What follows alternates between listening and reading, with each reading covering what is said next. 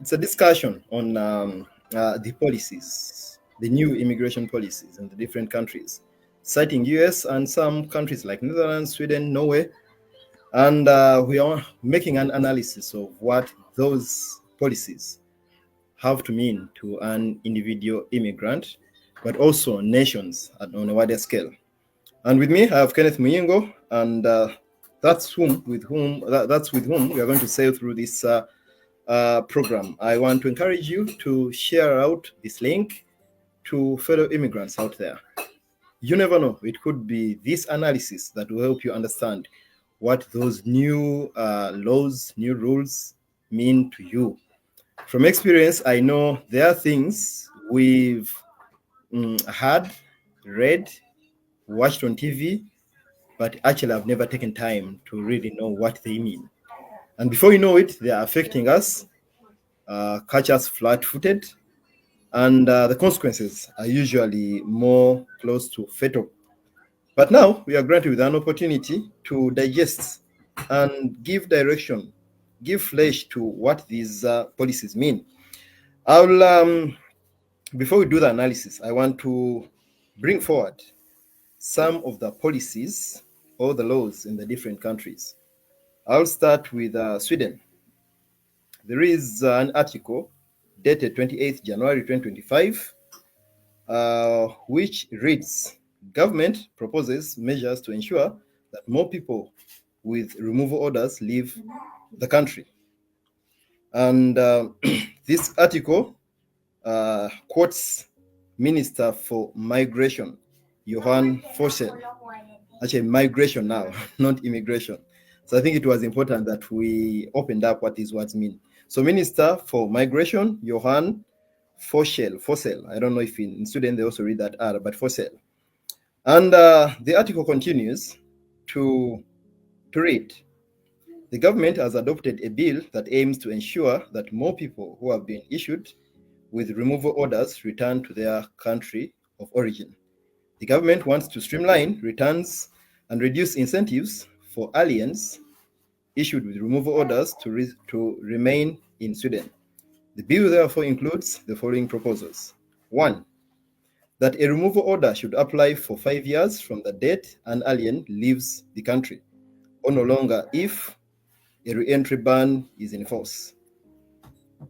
The option, number two, the option of issuing longer re-entry bans than is currently possible if an alien has not left the country when the deadline for voluntary departure has expired. In the bill, the government proposes that the possibility of applying for residence permit for work from within the country following a failed asylum application, sometimes referred to as changing track, be eliminated. Today, around 1 in 4 asylum seekers have already had their cases examined. Ensuring that people who receive expulsion orders also leave the country is fundamental to maintaining confidence in our migration system. These proposals reduce incentives to stay in Sweden once an expulsion order has been issued, says Minister for Immigration Johan Forssell. Sweden has had lax rules on returns for decades, and this is an important step towards changing that. Changing track has which has undermined regulated immigration, will be abolished. The regulation whereby expulsion orders become statute barred after just 4 years will be removed and replaced with a regulation that will force more people to return home, says Ludwig Aspelin, immigration policy spokesman for the Sweden Democrats. That is in Sweden. Of course, we've had on social media people weeping, people telling stories from personal experience about what I've just read now. So these are facts. This was published on 28th January 2025. That is in Sweden. I'll take a very quick one from another country. So before we analyze, so we know what is it we are analyzing.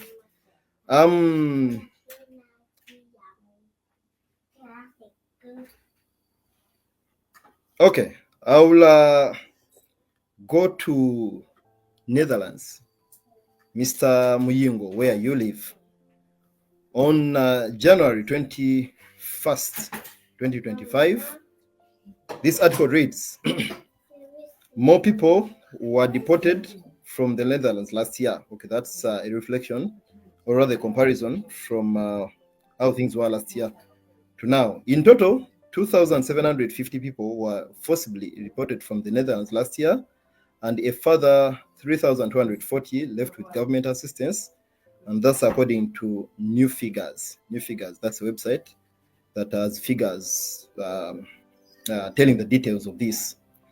And it goes down to break down that in 2023, 5,780 people are known to have left the country after being instructed to leave. Some voluntarily, others through deportation.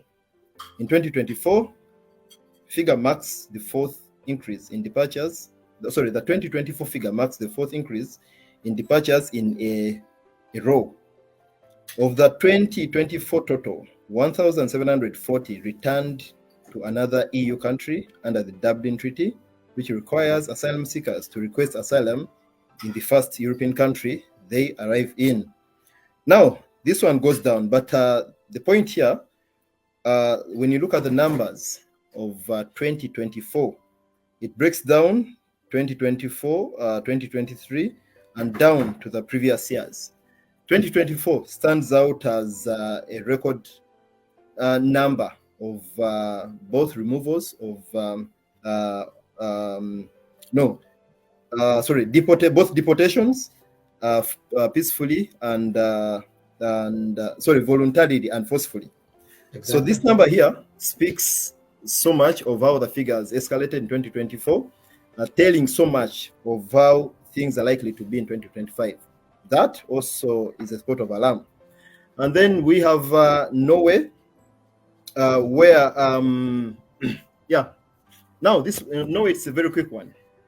In January 13th, 2025, there is an article in Norway where it writes about an article that writes about family reunion regulation in Norway. From 1st Feb, one must have an income. Okay, that one has already gone into play, but that was out on Jan 13th, 2025, which read that on 1st Feb, one must have an annual income of 400,000 Norwegian kroner to be able to apply for family reunion. Now, what does this mean? Before 1st Feb this year, this figure was less by 65,000 Norwegian crowns. For those living in Norway, you know what it means to have an increment. So it means it's harder for someone to apply for a wife, a husband, or a child to come here. And then still in Norway, on a positive note, Ukrainians may have, this was published on 11th February 2025, Ukrainians may have their permits extended a year further. So as we discuss immigration, not everything out there is bad. There are some spots of light at the end of the tunnel. And then I'll lastly take the famous US with the famous Trump executive orders and the different immigration policies that have been put in play. This one is a very long one, but I would focus more on the list and give you a very quick insight of what this article, in case you wanted to refer to it, to get it from a factual perspective. This article is dated, just a moment. Yes, this article is dated 28th January 2025. It reads, full list, 1.4 million face deportation in US, 3,690 Nigerians affected. About 3,690 Nigerians in the United States are affected with deportation as Donald Trump begins a crackdown on illegal immigration in the country, or illegal immigrants in the country. In a document compiled by the US Immigration and Customs Enforcement and removal operations are cited by our correspondent on Tuesday, The agents revealed that the data is broken down by the nationality and number of people for deportation. Now, just to sweep through the list, this is a very long article, but this list, there is a list, some of you have already seen it, breaking down these 1.4 million people who are yet to be deported.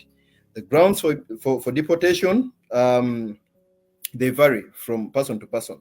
But something fascinating, those living in Norway, you very well know that there are Norwegians who are living in the US as immigrants. But this list is not exclusive. It addresses immigrants. So this list has 39 Norwegians. Why am I spotlighting this? It reflects the gravity of these executive orders or these rules, that if people in these well-to-do countries are to also be affected by these new changes or policies, then what does it mean for you or to you who is from a third world country? What it means is the reason Kenneth Muyingo is here. I'll hold it there for now and invite your attention to opening up this discussion and what these new policies mean. Some of you might have heard people give their opinions, but these opinions, some of them are probably based from a limited frame of reference. Now, we have someone who has opened up and given time to prepare for the show. Kenneth, you've heard it all. Wow, thank you so much. I mean, with the insights that you give about Sweden, the Netherlands, Norway, and the USA, we see like a clear, it's like they have sat in one room and they have agreed on these things. So it would be easy to believe it that way. but each one is deciding their own policies on their own. But I mean, myself, having come to the Netherlands about 16 years ago, I can relate to the reality of what is going on, because someone may be reading this and they're like, oh my goodness.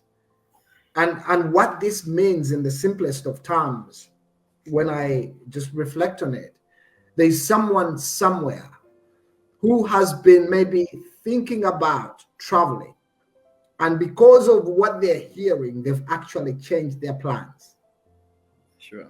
For me, this is the first thing that comes to mind, that there's people who have literally decided and they're like, oh, maybe let me just go and do some farming. This land that I was going to sell to go get a visa and go to Europe and find a better future, that they're going to actually say, let me just change these plans and reconsider my decision and focus on other things. For some people, that's where it is. But then there are others whose minds have been made up that they are traveling. I can think back for me on myself, because when I was 12 years old, I knew it was not a matter of if I will travel, rather it was when. So so my mind was made up, regardless of what the world was saying, regardless of what regulation, regardless of what policies, my mind was made up. And I know I'm not the only one. There's people like that regardless of whatever is being said, they're like, no, you don't get it. I don't belong here. I have to go, I have to leave. And for those, I just want to take a moment and just speak to you about this, just to realize that the place from which I'm communicating, I understand that when we're talking about migration, this is as old as the human race, that people have been moving since time immemorial, that in all of history, we have stories of people moving from one place to another, even in the Bible itself, that even today, this time while we are here speaking, you've mentioned 1.4 million people on a list of deportation out of the United States. But I promise you, there are people who are on a trip as we speak, entering the United States right now. Right now. They're going there. Exactly. And this is just what the reality of what we are talking about is. And even in the future, there's people who are going to be traveling regardless of what happens. What I just want to share is in the truth, at the end of the day, there are no foreign lands. There's just travelers who are foreign. There's no foreign land. When I'm in Uganda, I am home. When a Kenyan is in Uganda, he's a foreigner. When I'm in Kenya, I'm a foreigner. But so it's and So home. in other words, foreign land is relative. Exactly. So your foreign land may be my home, but my home away from home. But just to realize that I think the main impact as far as this is concerned for those people whose hearts and minds have been made up to travel is that the cost is going to be higher. There's going to be higher legal and financial barriers that you're going to have to jump through. It may not be the conversation or the issue that you wanted to come to terms with, but this is what the reality of the situation is. And what that means is that there's going to be increased application fees. The costs of even visa applications are going to go up. The processing times for the visas are going to go up. There's going to be more stringent requirements as far as the application processes are concerned. So we are not saying this to scare you, but rather to prepare your mind. If you are in the process of expecting some visitors from a far country coming to you anytime soon, I'm part of a team that hosts people on an annual level, on an annual basis. And most of my visitors come from Uganda. So when I think about all of this, I have to bring it down for myself. What does it mean? And that's why we talk about people being proactive and preparing early and being able to have enough time so that we can support them in the best way that we can. And you mentioned these numbers, what you are talking about, for example, what they mentioned in Sweden about removal orders to be enforced, and something that is happening in the Netherlands. The statistics shows that the numbers are on an upward trend. 2024 was more than 2023. And if we are being realistic, 2025 will be higher than 2024. Most likely. Because that's just what it is. That's what the numbers are looking at. And then to realize that more than anything, we have to be intentional to be aware that, 1.4 million people being deported on a list of deportation from the United States. What does that mean? Yeah. And deportation in this is being forcefully or aggressively just removed.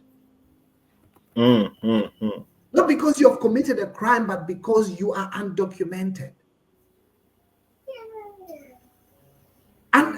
And when you think about this, we can be here and think about it and think it's business as usual. I saw this for myself, Moses, when I was in the detention center in Zeist here in the Netherlands.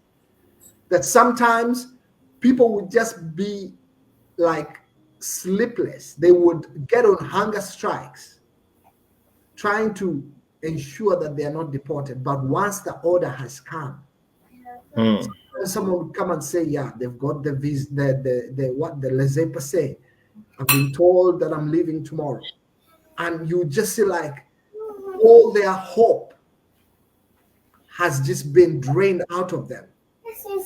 And I think the reality of this is just causing people to return home with shattered hopes and dreams. Someone left home with dreams, hopes of being able to do something for themselves. And then they find themselves in a situation that they're actually being removed forcefully. Sometimes there's financial burdens that are involved because sometimes people have sold their property to actually be able to travel in the hope that once they have traveled, they'll be able to make the money back and buy some more things. Now your dream is interrupted midway and you're having to go back to nothing. This is the reality for what deportation is all about. And I think it's only right that we talk about it. Another thing is that there's expectations from family members. Because when, I don't know about you, but when I go home, there's this expectation that because I'm home, there's some things that I'm able to take care of. But the situation of being home and you are not being able to fulfill what is expected of you, but rather what you have is the shame of having been deported. It's heavy. This could easily spiral into stress and depression for some people. This is the impact of what we are talking about right now. And we can sit here and pretend like it doesn't affect us. But the truth is, if you know anyone who has traveled, it's something that could be a reality for them as well. And maybe for you, you are here and you're saying, yeah, okay, I don't want to come in like that, but I want to come as a student, or I want to travel. This also affects you, even as an international student, because there's going to be stricter visa rules. There's going to be more limitations even to your post-study work policies. If, for example, like here in the Netherlands, there's something they call a Zoekia, a Sachia. Once you come here for a master's program, once you have finished with your master's program, you are granted 1 year to search for a job within your level of qualification. And if that job can sponsor your visa, then you can stay in the Netherlands as a highly skilled immigrant or a highly skilled migrant. But to realize that, so you made me thinking, yeah, because I'm a student, this doesn't affect me. It does affect you too. Kenneth, may I chip in a bit? Yes, please. Yes, actually, just to add more flesh to that point, there is an article from the Minister of Migration in Sweden, Johan Forsell.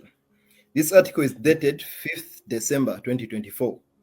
It reads, "Better conditions for foreign researchers and doctoral students to work in Sweden."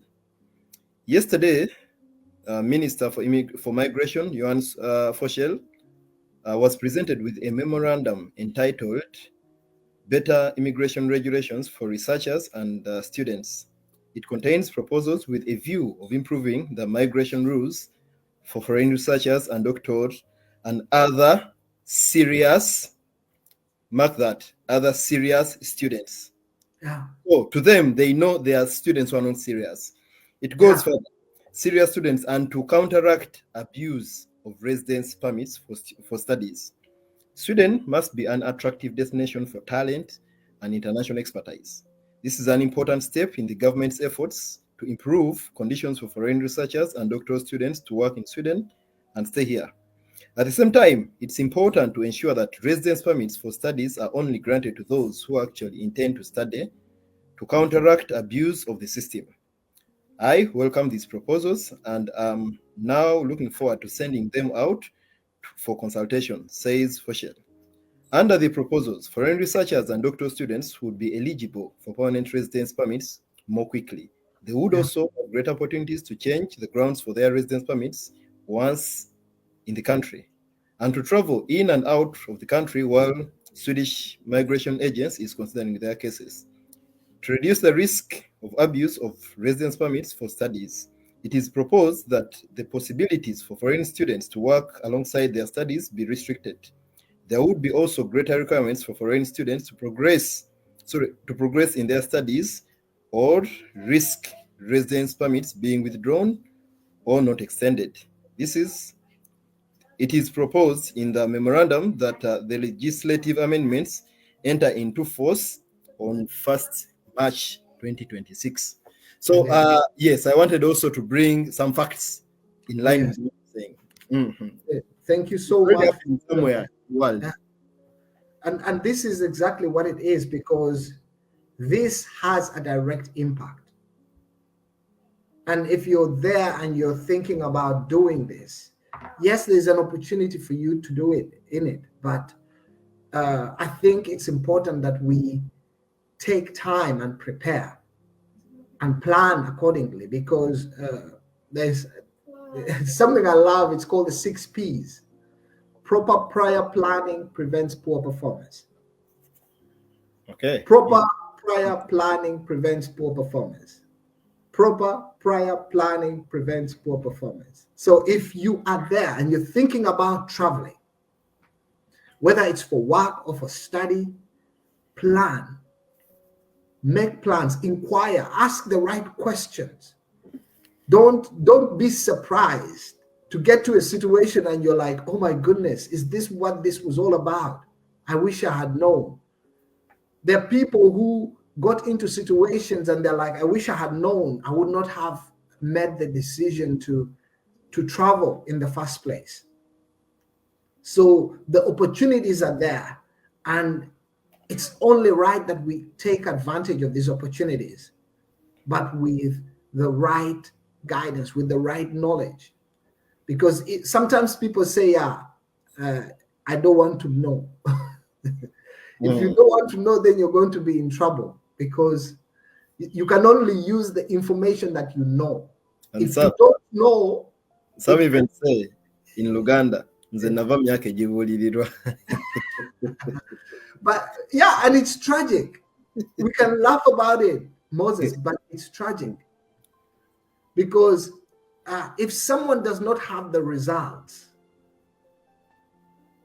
and they're not willing to take counsel, yeah, it's a very very sad place to be in, for a lack of a better word. So I think it's important that we be open. And right here also there's an interesting impact that sometimes we don't even want to talk about openly, but I just want to bring it out, which is the increased fear among immigrant communities. This when people hear things like this, what's happening in the world and in the policies and everything, I mean, these aggressive enforcements and deportation policies, what they have done in no small way is that they have instilled widespread fear among immigrant communities. There are people who even have legal status, Moses. They have legal status where they are, but because of what they're hearing in the news,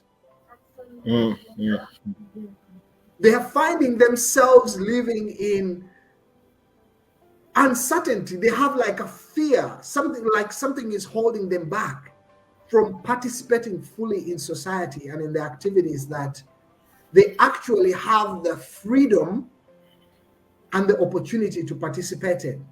And then what happens is that this just affects their economic stability, because, for example, if you can apply for a certain job because you qualify for it, but because of what you're hearing with the immigration policies, that you choose to draw back and remain in the corner, what happens next is you're going to be affected by mental health. And this is not a good place to be.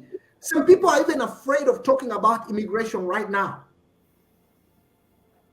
because they're like, yeah, maybe if I talk about it, then I will be investigated. Maybe I'd.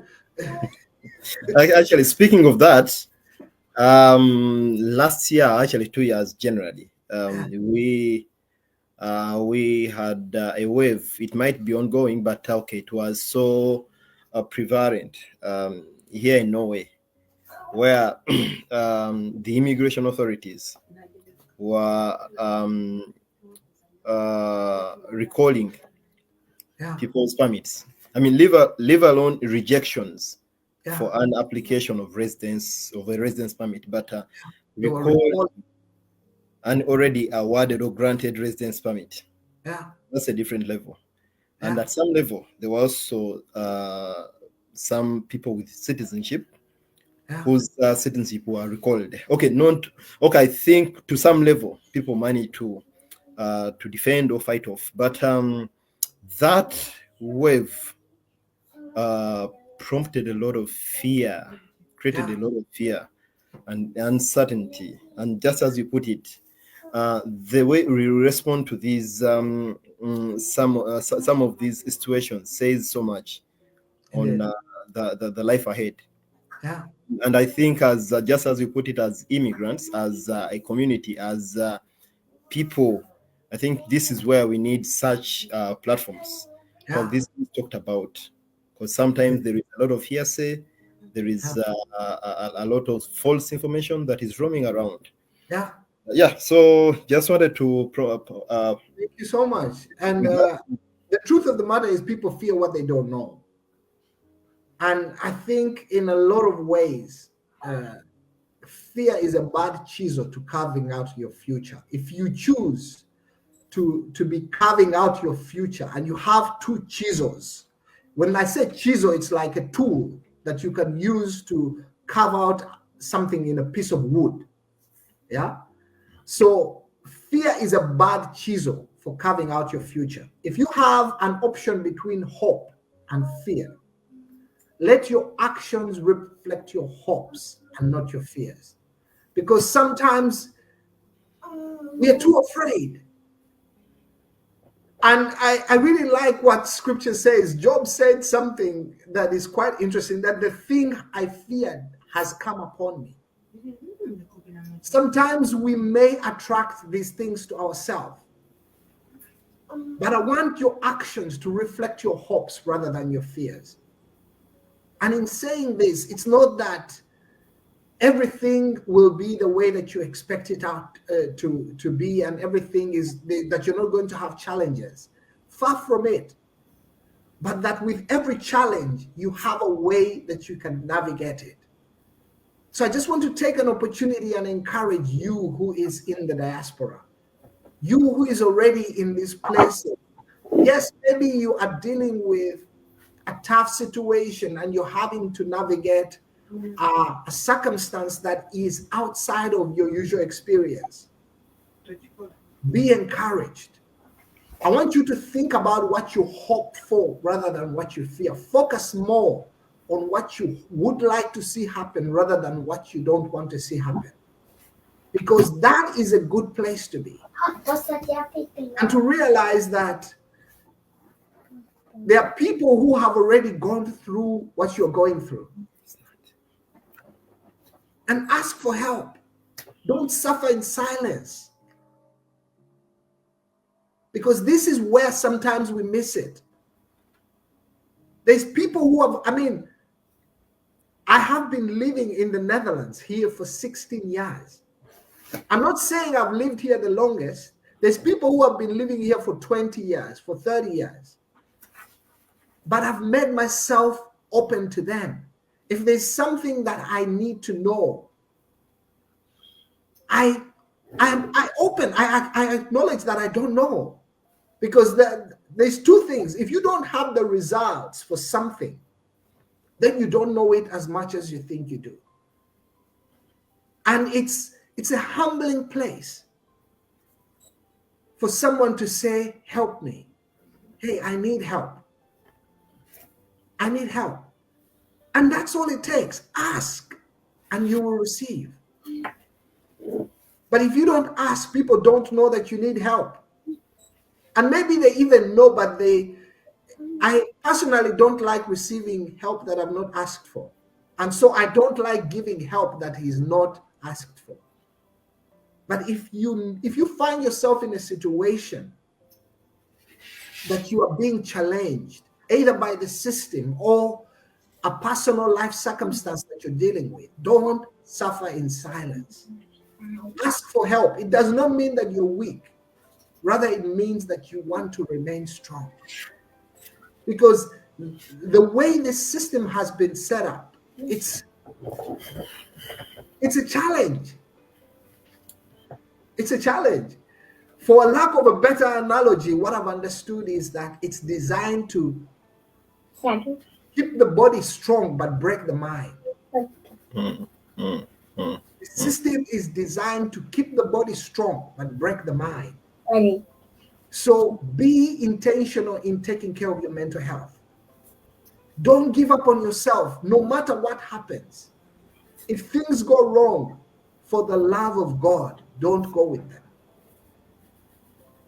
And I just want to pack it there and bring it back to you, Moses. Thank you so much, Kenneth. Your last phrase, the system was designed to make the body strong but break the mind. Yeah. Would it align the same way if we rephrased it as the system was designed to make the body strong but control the mind? Because breaking the mind, okay, maybe what do you mean by that anyway? Because I just thought I understood you that one. Maybe breaking the mind, open up that. What do you mean by that? I'll give it to you like this. Sometimes people, by the time they leave home, wherever home is for them, they have some dreams. They have some aspirations. They have some hopes. And then they get into this system and they may be being fed every day physically. They're eating the food and the bread and everything and the soup and all of that. But within 5 years, if you ask them about the dreams that they had when they came the first time, those dreams have become nightmares. The dreams have become, they're like, for lack of a better word, they're like, they've given up on their dreams. Because the system has painted a picture for them that it's not possible for them to do the things that they wanted to do. But actually, it is possible if you connect and you are intentional. Because what happens sometimes is we take things for granted. Most people think that when we are talking about growing old is automatic if you're staying alive. If you stay alive, you will grow old. But growing up or mental growth, it has to be intentional. The only level of growth that is automatic is the physical. So unless we are intentionally investing in our minds and putting something productive and useful in our mental store, like we are feeding our minds something productive, something positive, something inspiring on a daily basis, we can only use what we know. So for most people, they think about taking care of their physical bodies, but not their minds. And then it so happens that they're going through the system, and by the time they're out of the system, in 5 years, they've given up on their dreams. Okay, in that line, the point has reached home. It felt, a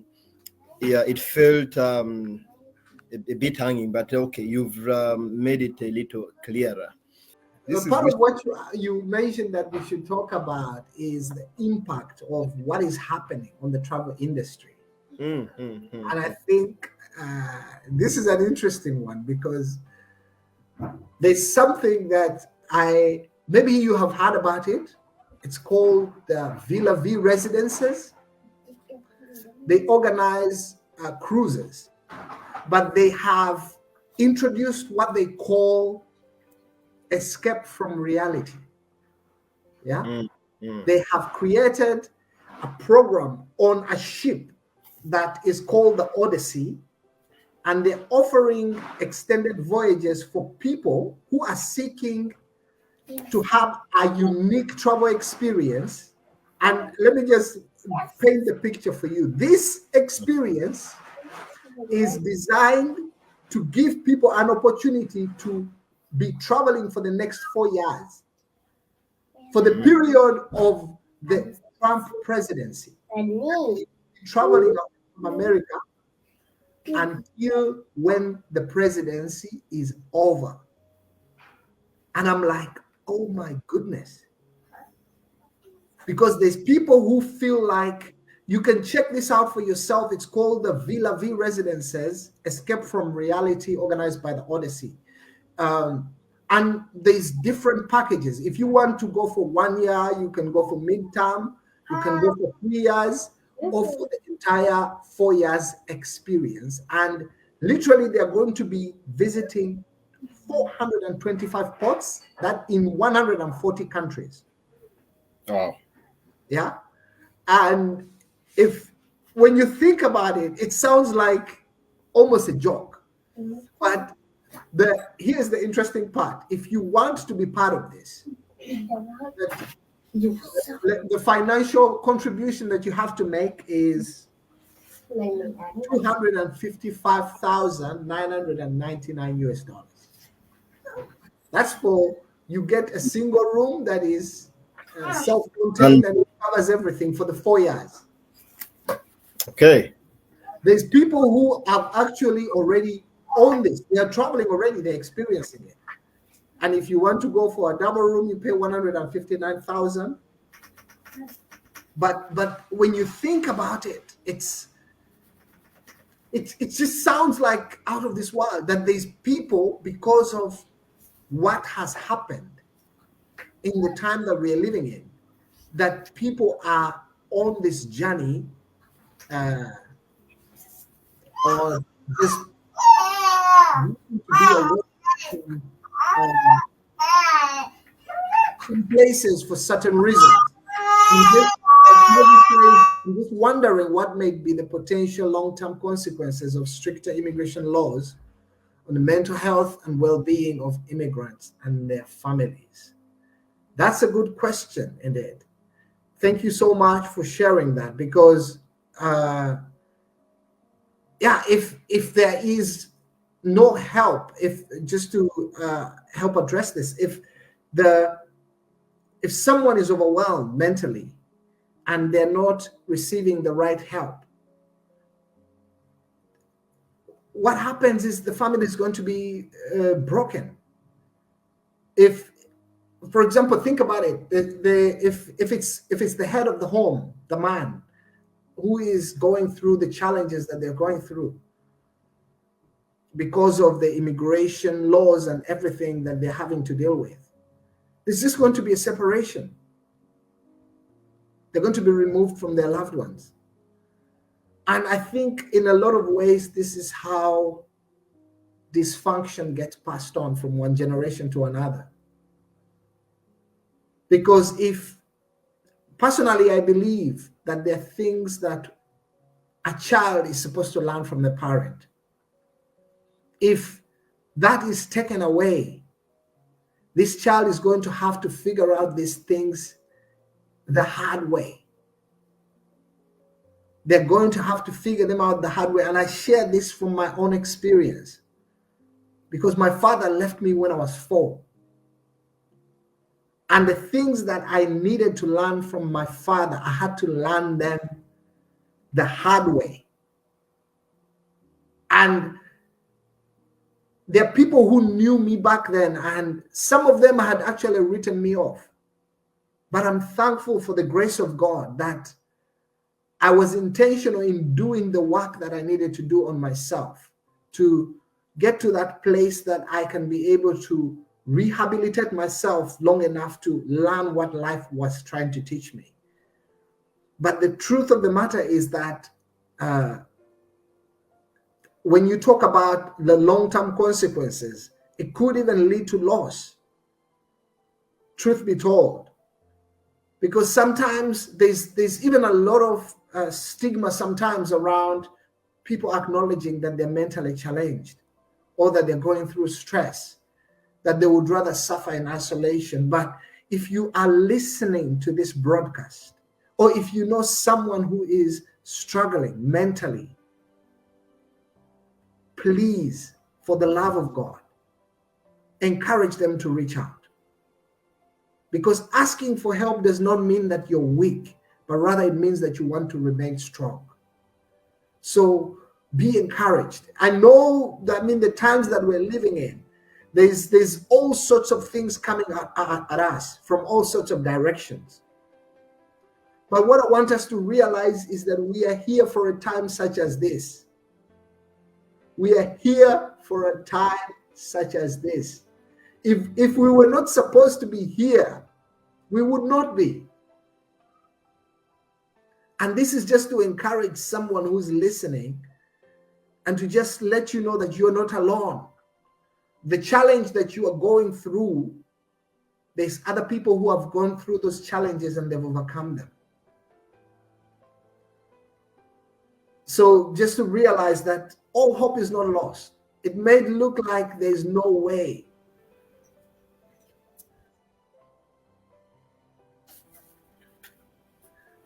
It may look like there's no way, but there's always a way. And Smoggy asks, Yes. what role do you think community organizations and advocacy groups can play in supporting immigrants affected by new policies and how they can be empowered to do so? It starts with sharing the right information. Like what we are doing right now, just creating the space for dialogue. This is what it looks like. This is where it starts, because if you're not talking about it, then does it really affect you? So if we open up the conversation and we create this space for dialogue, if we can even take it a step further and have physical centers where we can meet. Here in the Netherlands, what we have is a community house. We have a Uganda house.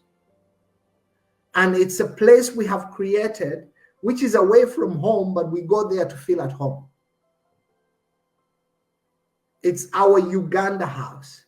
When I go to Uganda house, I know I'm going to interact with a Ugandan on a Ugandan level, that we are going to just talk about things that maybe I may not be able to talk about with other people. Maybe in my workplace, they may not understand, or at home, they may not understand. But when I'm with fellow Ugandans, because sometimes some things that affect us is not that they're right or wrong, they're just different. Yeah, Kenneth, just to cut you short. Yes, please. Yes, at Uganda House. I'm pretty sure there are Ugandans in the Netherlands who have probably heard of Uganda House. Yeah. But I've never been there. But Yeah. would probably love to get contact with Uganda House. What really happens in Uganda House that could compel someone to reach out? I think the most important thing is there's a sense of community. You get peer support. You have people who get you. Because like what we're talking about, sometimes the things that affect us are not wrong, but they're just culturally different. That if you can talk to someone who understands the culture in which you are coming from, it may be the thing that helps you to understand something. There's Ugandan meals that are prepared there. You get an opportunity to just relax the Ugandan way. And maybe out of all the stress of working and doing all of that, that's just what you need to just have that feeling of escape from the reality of just having to deal with the responsibilities of everything you have to deal with, and to relax a bit and to get support. And I think we've had really good feedback as far as the community house is concerned, because people have met, some people have started relationships out of Uganda House. that they met, and from Uganda House that a relationship has started. And I think that's really powerful. So it's, in other words, creating a social hub Yeah, that benefits people 360. indeed. But now that we are discussing immigration, and not ordinary immigration, but turbulent immigration, just to know the word, there are cases, of course, speaking for Norway, which I believe happens in all other countries. There are cases where someone reaches at a state where they need help. Yeah, This help is sometimes beyond their means, yeah, like legal help. And usually these people either cannot afford or don't even know where to go. At Uganda House, do you have an initiative somewhere where you can provide some sort of help for those, or either who are at the verge of being deported, anything that line? So within the community itself, I mean, we have been living here. There's people who are practicing lawyers within the Ugandan community here in the Netherlands. And sometimes all it takes is someone speaking up and acknowledging that they need help. There's people who have been helped, that they were on the verge of having their children taken away from them. Maybe you had the stories that there was incidents in the Netherlands that a Ugandan couple was facing a situation that they wanted to take away their children. People raised and spoke up and just engaged the right officers to make sure that justice was served as far as what was concerned. Because actually, what they were thinking as what it actually wasn't. It was just a cultural thing. And it was taken out of context and misunderstood. But when it was brought back into our Ugandan setting, there was understanding. And sometimes that's what it takes to just ask for help. Because the person you ask may not be able to help you, but they may know someone who may help you. They may be able to point you in the right direction. And maybe that's just what needs to happen for you to get the assistance and the support that you need to get to the next level. So again, to encourage people not to give up on themselves, because sometimes if you have not given up, there's always a way out.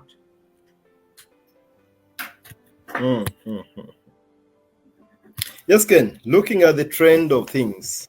Yes, please. Immigration policies being tightened everywhere around. How do you project the next 5 years with this kind of trend? At least we read facts here, a few articles from the different countries, but there are many others where I haven't dived into.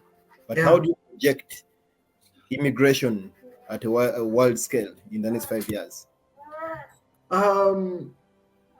Yeah, that's a good one, because like I mentioned earlier, people have been moving since time immemorial. Even in the next 5 years, people are going to come in. Some people may leave, but some people are going to come in. And just for us to realize that the times that we're living in, let me just say it like this: tough times breed strong men. And tough times create strong men. Tough times breed strong men. Strong men create good times. Good times create weak men. Weak men create tough times.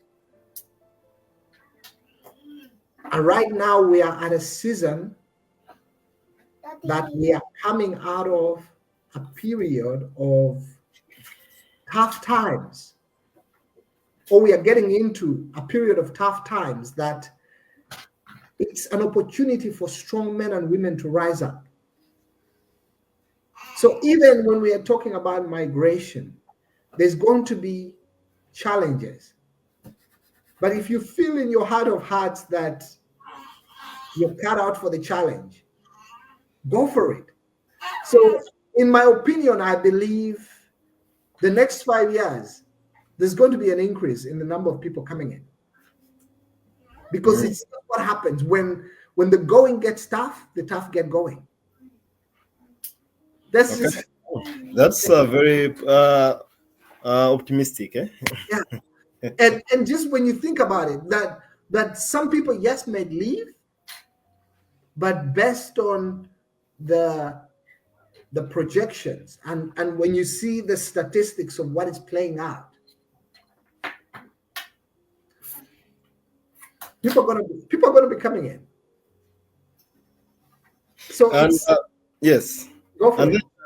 thank you so much, Ken. And looking at America, yeah, do you think, because many of these been proposed, some have already been adopted, but generally we are looking at this wave where immigration has become the talk of the day. Yeah. Do you really think that the effect we project with Trump's new or strict rules will really come into effect at the magnitude we think? Because there is a lot of tension. I mean, the talk on social media for the last couple of weeks has been more on that. Do you really think it will follow that trend as we see it, that tensions, people deported, 1.4 million people will be deported? Oh, it's a political strategy to regain control or to make America great again? Man, I was listening to a press conference of President Trump in the Oval Office with Mr. Elon Musk and his son X. And part of what they spoke about in there is that what they are doing is actually fulfilling the mandate of why they were elected in office. That the campaign that they ran, this is what they were talking about. And they are committed to fulfilling on this campaign. But I mean, from what I've understood for President Trump, the main concern is the people coming in through the Mexican border, mainly. So that's not the way majority of the people enter the United States. They don't enter through the Mexican border. I think that's a certain percentage, but I think the majority come through air. I believe so too. Yeah, and that could, I mean, it's, yes, there's going to be more stringent visa regulations to deter people from coming in as tourists. But I mean, at the end of the day, you can't just refuse everyone. You will deter some people, but at the end of the day, there's going to be international visitors still. And regarding the travel bans, of course, this was even before, where some officials in Uganda were banned from traveling to the US. Do you really think these bans mean anything to these individuals? For the individual, it may not. They may not even carry it, look at it for what it is. But if you intend to travel again, it carries weight, because I'll give you an example. When you are applying for a US visa for some countries, part of what they ask you is, have you ever been denied a US visa? If you say yes, or do you have a travel ban from the US visa? Because the US, someone can say, yeah, it doesn't affect me, but until it's like somebody can say, if the doctor says you may not drink soda again, and then you say, yeah, I don't even like it anyway. Yeah, you understand what I mean? Uh, You're trying to tell the doctor I'm not affected by it, but I mean, it does affect. It does have an impact. Yeah, and there are many layers to it. The list I can think about is here. It's called in the Netherlands. It's called an inreisverbod. A travel ban is called inreisverbod. inreisverbod. Oh, So sounds like the same in Norwegian, eh? when you come in and you overstay your visa, just at the most basic level. If you come in and you're supposed to stay for 90 days on a visa, and you stay for 100 days, when you are exiting on the airport, and then they just check and they see, oh, this visa expired 10 days ago. They don't make noise with you. They say, okay, just come over here. They have their protocol, standard procedure. They sit you on a desk. They say, because of you have overstayed your visa, you have to sign this form that you agree that you have overstayed your visa. And what this signing means is that you have agreed to the consequence of overstaying your visa, which is you get a travel ban for 2 years, that you can't come back here for 2 years.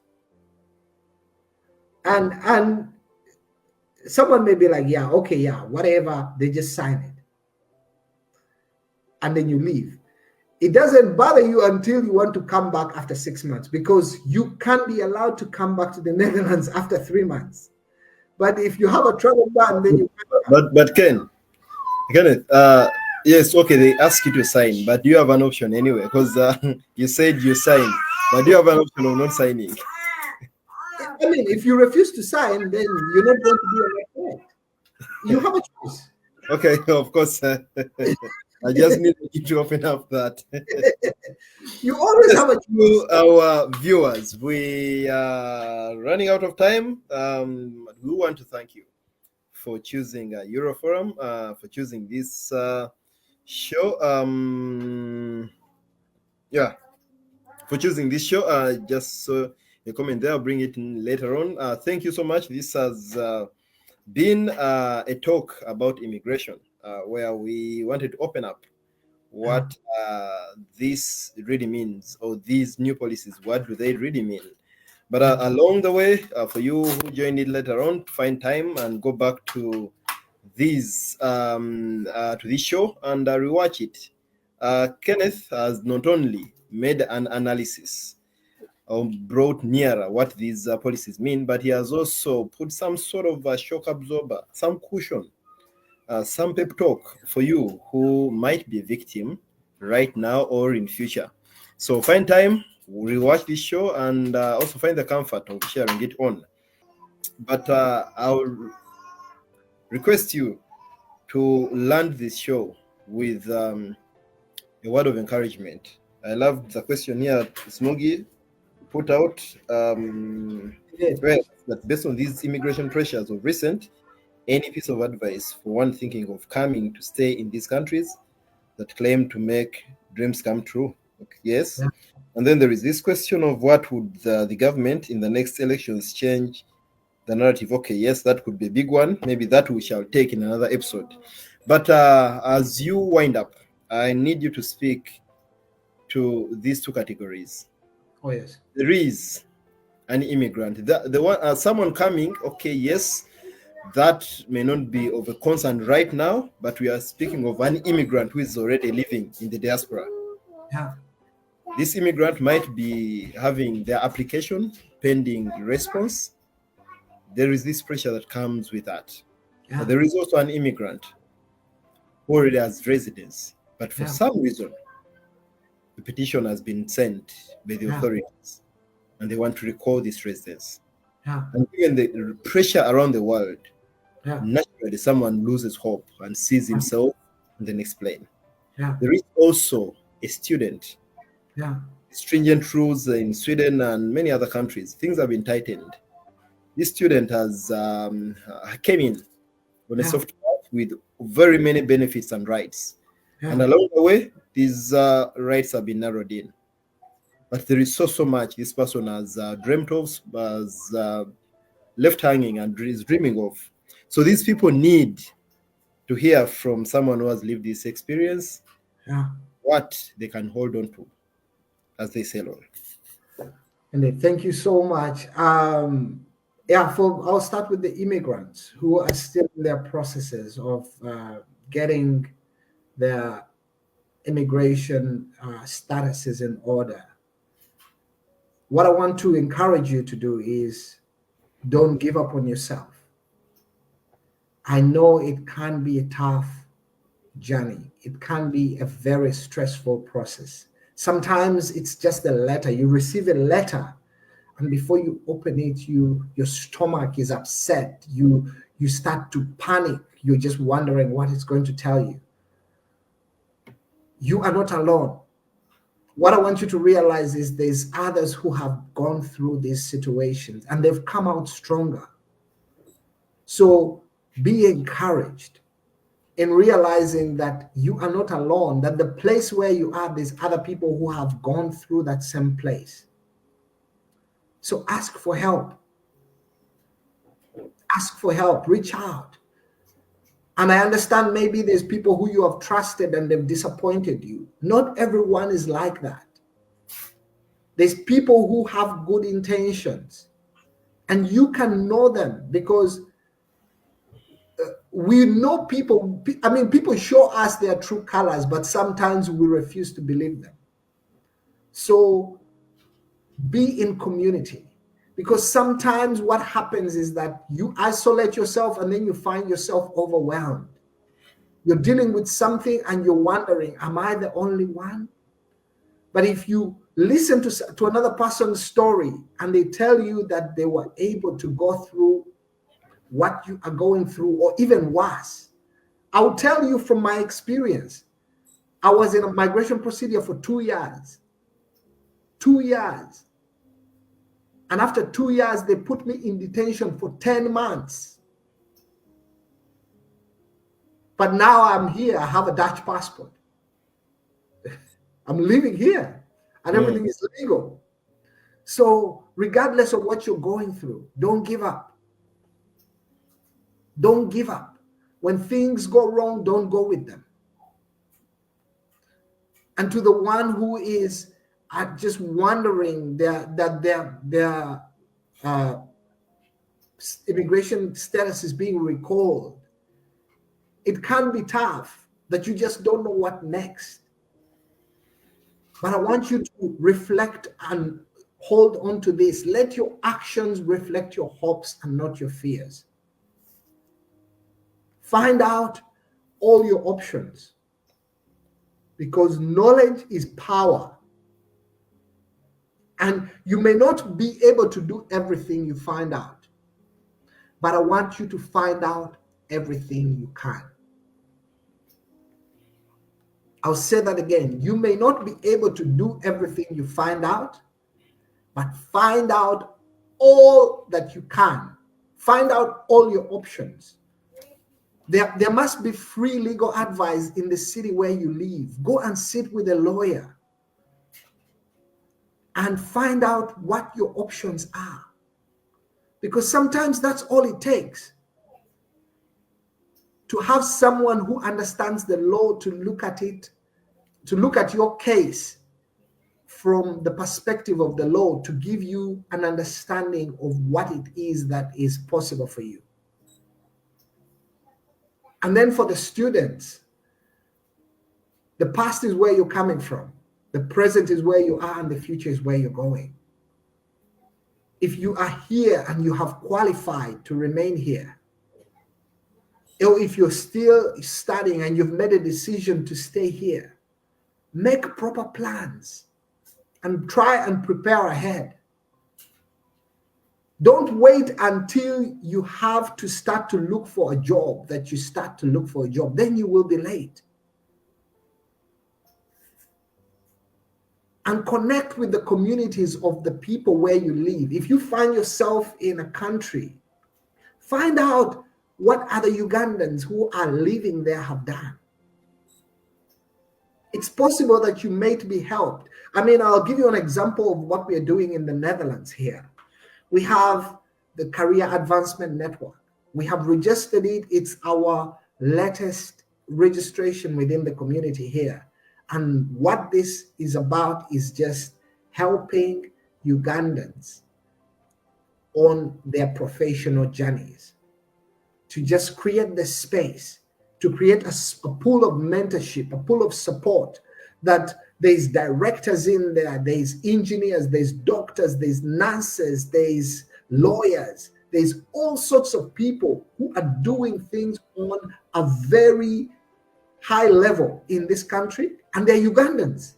And we are putting them all together to create a pool of support for those that are coming after us.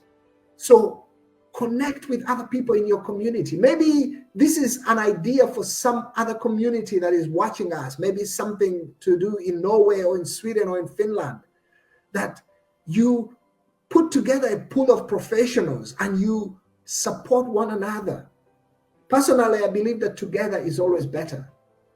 If you want to go fast, you go alone. But if you want to go far, you have to go together. And I just want to park it there and say thank you so much for the opportunity to host me again, Euroforum UG. I don't take it lightly. And also to you, my most amazing host, Mr. Mugisha. Thank you so much for creating the space and for the opportunity. You're very welcome, Kenneth. I also want to thank you for making the time to come and impact change. We've had people ask, out of curiosity, where we gain from. Of course, people have followed in closely and seen the time. Those we've hosted know how much time it takes to pull off a show. There is a lot of preparatory time we invest, and then the time we invest here. And our precise response is that we want to be part of the change. We want to. And we also add that when we pass on, these things will stay. Most of the things done with no particular or direct expectation of a payback. Out there in the spaces, we want that someday when our kids can tap into these, they will be first inspired by us before they go to search for what Martin Luther King has written. Of course, that is very credible information, but we also have the power in our hands to inspire our children from what we can deliver. That is already enough of a payback. As you thank me, I take the credit and the appreciation, but I also want to mention that I have a team with whom we work. And one of them is Smoggy, who is making things happen right now, changing this and the other. Yes, those the beautiful screen you see there is all courtesy of Smoggy. You see in the lower thirds, you see so much running there. That's Smoggy John Remy, also a host and a friend in Denmark. Jorin Nasali in Sweden. We have Samantha Elf in Finland. Nalumu Irene in Uganda, Esther Nantongo in Uganda, Janet Yahaya Nagolora in Uganda, and the only one and the friend Muhumuza Gibson in Uganda. We have our colleague and the patron, Kasidia Fred, living in Georgia. That's a team that makes these things happen, and we want to thank you all. As we wind up, we want to remind you that this was a 1.5 hour show. Let it not pass to just eat up airspace. Make value of it. In case you've enjoyed something here, feel the comfort of sharing it on Euroforum. We have a team, and that team does a lot. But we have a brother, Smoggy John Remy, and his very close diehard and a colleague, Nasali Jorin, who he has nicknamed Navada. They have their tag team show that you must have watched a show on Thursday and the previous week, where they come and speak about diverse topics: entertainment, lifestyle, love, among other things. So feel the comfort of sweeping back and watch those videos. Janat Nagolora, every second and last Wednesday of the month, she comes in with a talk about children, giving pep talks and encouragement to both children and parents. Euroforum is your platform where we speak about divergent topics. Lastly, I want to encourage us that as we live as immigrants, we have obligations and rights. The cardinal obligation we have is to keep our communities united. You might say all that, but one thing you don't have control over is that generation after you.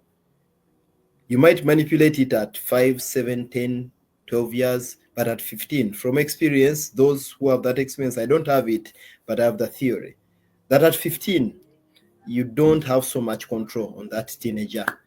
So there will be those questions, lwaki tewanjigiriza Lutoro, lwaki tewanjigiriza Luganda, lwaki tewanjigiriza Luteso, lwaki tewanconnecting ku Uganda.